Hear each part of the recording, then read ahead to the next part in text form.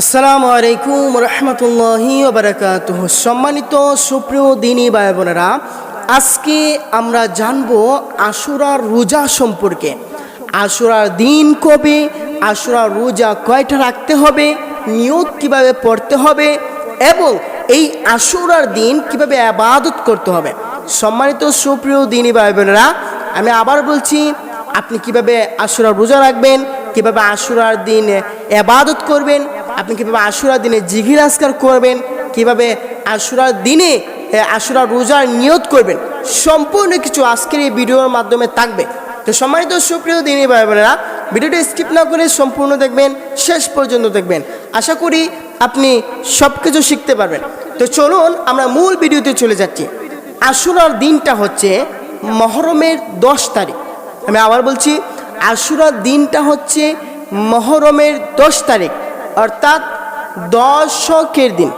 মহরমের দশকে আশুরার দিন, অর্থাৎ আপনি 1 তারিখ থেকে যদি হিসাব করেন মহরমের, তাহলে 10 তারিখে আশুরার দিন। আমি আবার বলছি, মহরমের 10 তারিখে দিনটাই হচ্ছে আশুরার দিন। এই দিন আপনি নফল রোজা রাখবেন, নফল ইবাদত করবেন, জিকির আজকার করবেন, আল্লাহকে ডাকবেন এই দিন।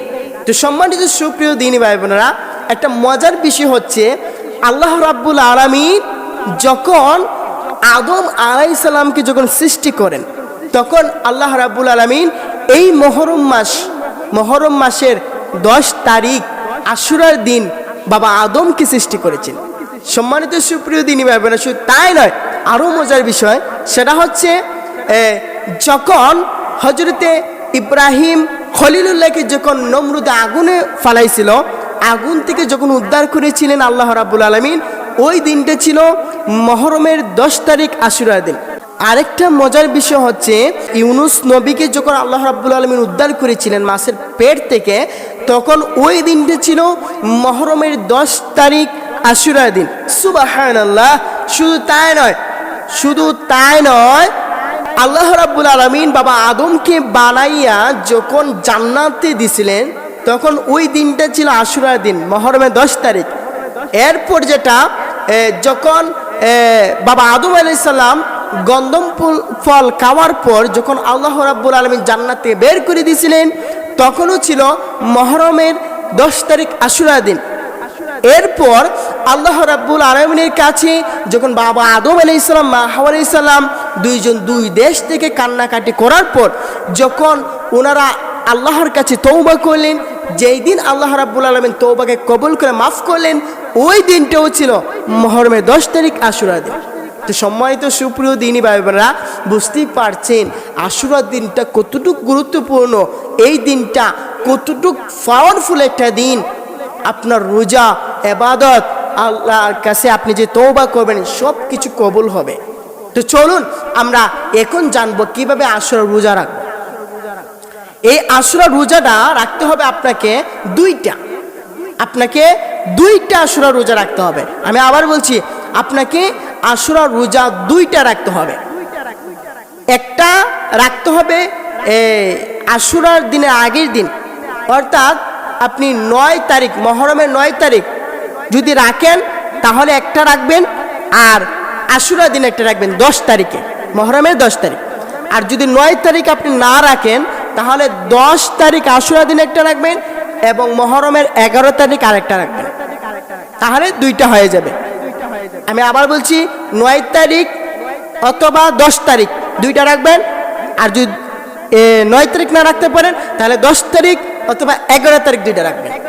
তো এখন আমরা জানবো যে নিয়ত কিভাবে পড়বেন।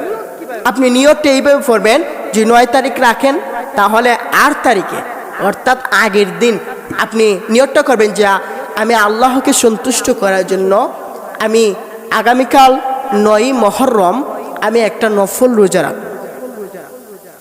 আর আপনি যখন 9 তারিখ একটা রোজা রাখবেন, যখন 10 তারিখ আশুরার রোজা হয়ে যাবে, তখন আপনি 9 তারিখে নিয়ত করবেন। ইফতার করার পর আপনি 9 তারিখে একটা নিয়ত করবেন যে আমি আল্লাহকে সন্তুষ্ট করার জন্য আগামীকাল আশুরার দিন নফল একটা রোজা রাখবো। আপনাদের নিয়ত হবে, এইভাবে নিয়ত করলে আপনাদের নিয়ত কবুল হয়ে যাবে। এখন কথা হচ্ছে আপনি যদি 9 তারিখ না রাখেন, 11 তারিখ রাখেন, 10 তারিখে একটা, 11 তারিখে একটা, তাহলে 10 তারিখ রাখলে আপনি 10 তারিখ যখন আশুরা রোজাটা রাখবেন, তখন আগের দিন আপনি আশুরার আগের দিন নিয়ত করবেন যে আমি আল্লাহকে সন্তুষ্ট করার জন্য আগামীকাল আশুরার নফল রোজা একটা রাখবো। এরপর আশুরার রোজা রাখা হয়ে গেলে ইফতার করার পর আপনি আগামীকাল যদি রাখেন 11 তারিখ পরের দিন, তাহলে এইভাবে নিয়ত করবেন যে আমি আল্লাহকে সন্তুষ্ট করার জন্য আগামীকাল 11 তারিখ, মহরমের 11 তারিখ আমি আল্লাহকে সন্তুষ্ট করার জন্য একটা নফল রোজা রাখবো। আপনাদের নিয়ত হয়ে যাবে।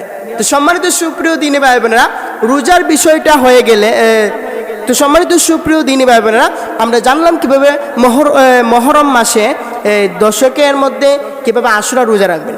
এখন আমরা জানবো সাপ্তাহিক কয়টা রোজা রাখবেন। আল্লাহ রাসূল সাল্লাল্লাহু আলাইহি ওয়াসাল্লাম সোমবার দিন এবং বৃহস্পতিবার দিন 2টা রোজা রাখতেন সাপ্তাহিক। এই 2টা রোজা রাখবেন এবং এই মাসের মধ্যে আইয়ামে বীজের রোজা রাখবেন 3টা। সেটা হচ্ছে মহরমের 13 তারিখ, মহরমের 14 তারিখ, মহরমের 15 তারিখ। এই 3টা রোজা আইয়ামে বীজের রোজা। রাসূল সাল্লাল্লাহু আলাইহি ওয়াসাল্লাম এগুলো ছেড়ে দিতেন না, এগুলো সবসময় রাখতেন। তাই এই 3টা রোজা রাখবেন, যেহেতু এটা মহরম মাস, আপনারা এই রোজাগুলো রাখবেন। তো সম্মানিত প্রিয় দিনী ভাই বোনেরা, রোজা রাখা হয়ে গেলে আপনাদের আশুরার দিন বেশি বেশি জিকির পাঠ করবেন। কোন কোন জিকির পড়বেন? আলহামদুলিল্লাহ 100 বার পড়বেন সর্বনিম্ন। এরপর আল্লাহু আকবার 100 বার পড়বেন। এরপর সুবহানাল্লাহ 100 বার পড়বেন। এরপর লা ইলাহা ইল্লাল্লাহ 100 বার পড়বেন। আপনি বেশি বেশি করে এই তাসবিহগুলো পাঠ করবেন, সর্বনিম্ন 100।